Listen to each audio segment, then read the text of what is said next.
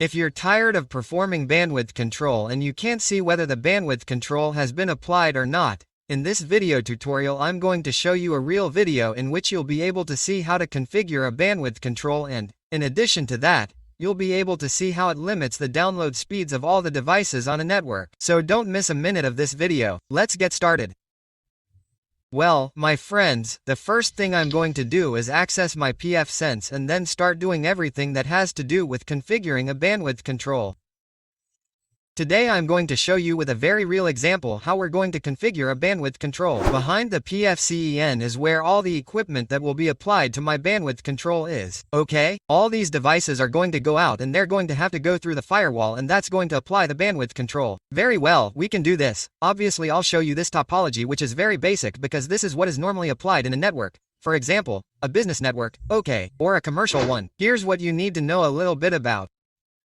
Look, here on this computer with Windows, I have a TFTP server here. In this case I have it running Python 3. So all you have to do is install Python. That's all, okay? And go to this directory. In this case, my directory is this directory that's here in the desktop folder. There's this folder called download. And this is where I have all the files, which in this case I think the people who are connected to my R can access that directory and do the respective downloads. Okay, in order for the server to work, well, I'm installing Python 3 MTP server 80. Okay, the server is now active. Look, on the machine that's connected here behind the pfsense or the firewall, if I access the IP address of my Windows machine, which by the way is this IP address 2168.250.100. Look, here's the directory. I have all the files. In this case, I'm going to download a single file, which is this microtic file, which is the heaviest. This file or this microt ISO weighs more or less 100 megabytes, so I'm going to download it so you can see it here. Look, see how the download is carried out. Look, if you could see it there, we're around 10 to 11 megabytes per second. And now we're going to explain to you when we start the configuration what all that means. Let's download the file once more so you can see it. Look, there's a speed of 11 to 12 or 13 megabyte per second. It takes approximately 3 or 4 seconds to download. You can see that it only weighs 662 megabytes. Very good, now we can see what the download speed is on the network, and in a moment I'll explain what those 12 or 13 megabyte per second downloads mean. Okay, let's start applying bandwidth control. Let's go to Firewall and go to where it says Traffic Shaper. Let's go to where it says Limiter, and you can see that there's no limit here. Let's add a new limit. What I'm going to do here is give it a name. Let's name it.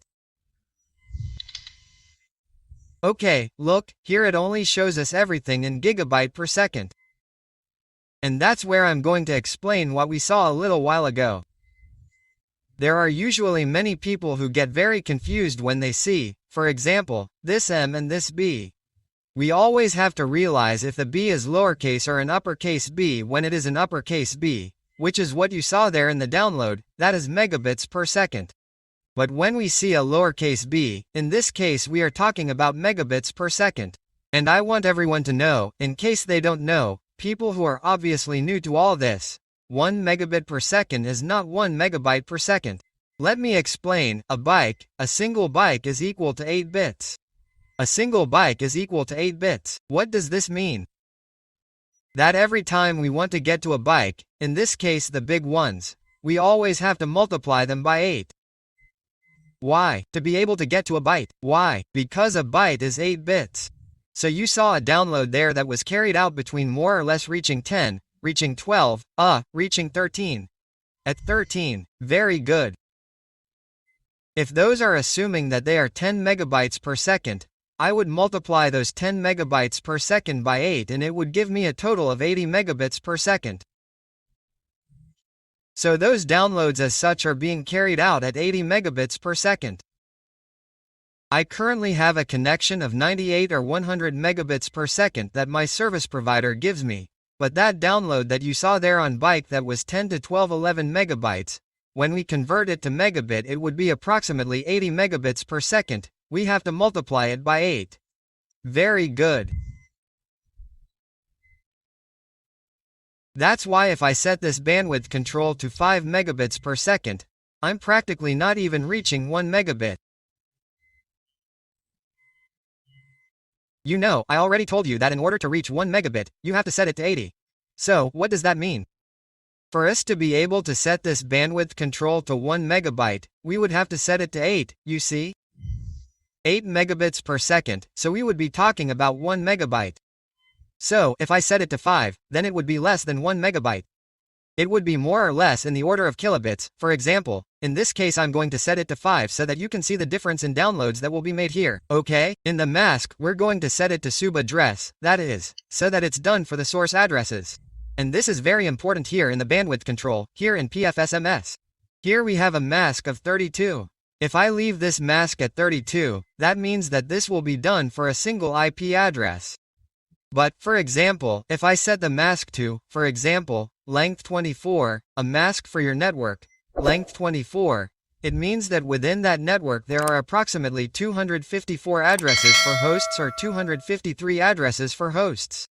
They mean that there are 253, in this case, devices.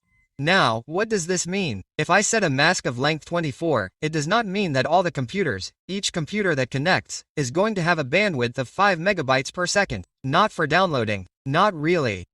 They are all going to have, all those 253 computers are going to compete for these 5 megabits per second.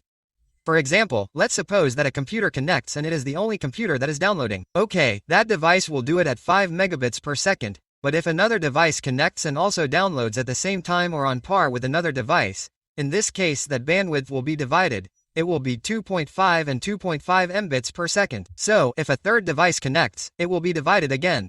So, in that way, for example, we have to always be aware of all the devices that we are going to assign that bandwidth control to. We can assign this to a subarray, but obviously the bandwidth that we are going to place here cannot be 5, okay, because that will be too little. Very good. In this case, I am going to place 32 here because I am only going to do this for one device. Very good. Here, well, I am going to place the same description that I placed here and we will leave the rest as is. We are simply going to click here on Save. Apply. Okay, I don't remember if I enabled it. Okay, very important. Here we enable it. Okay. The bandwidth control, we enable it here. Now we are going to save, apply, and that's it. I already have a control for downloading. I'm going to create one for uploading. In this case, we are not going to upload, but we are going to do it too. I'm going to enable it. Here I'm only going to set it to 2 megabits per second. In this case for the source address. And here I'm going to set it to the same here in the description. I'll leave everything as it is and simply save. Okay, it's enabled and ready. I now have the bandwidth control here for downloads and uploads. Now what we're going to do is create a rule in the firewall so that all of this can be applied. We're going to create it here in ruler and we're going to apply a rule in the LAN. Very good. Here we're going to add a new rule above. Here the action is to pass on the LAN IPv4 interface. We're going to leave the protocol as ANI, that is, any protocol. Here in the source, we are going to place address or alias, that is, an address or alias. In this case, applied to a single IP address. I am going to enter here to my machine that is here and I am going to see what the IP address of this machine is. cmdip config.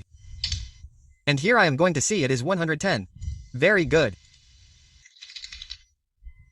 Here in destination, well, all the destinations in here, we are going to click on advanced options. We are going to go all the way here and here. As you can see, we are going to establish for upload and download. The in entry is for upload or for uploads and outloads. Okay, so we are going to place here upload control. See that all the limits that we have created appear here. See, here we are going to place upload control and here we are going to find download control. With this, we are going to save the configuration. We apply the changes. Very good, so now we have everything ready and configured. Now what we need to do is test to see if this is working. Let's go back into our directory and now we're going to try to download again in Microtik. Let's see. See how that download is going. 595 kilobytes. See that here it's showing a K and a capital B, that means it's downloading at kilobytes per second, okay? What I just explained to you a moment ago. In this case I didn't explain it with kilobytes, I explained it with megabytes, but anyway, it's practically the same. You can actually do some research on the internet, to, obviously, document this a little bit more. See how it's downloading.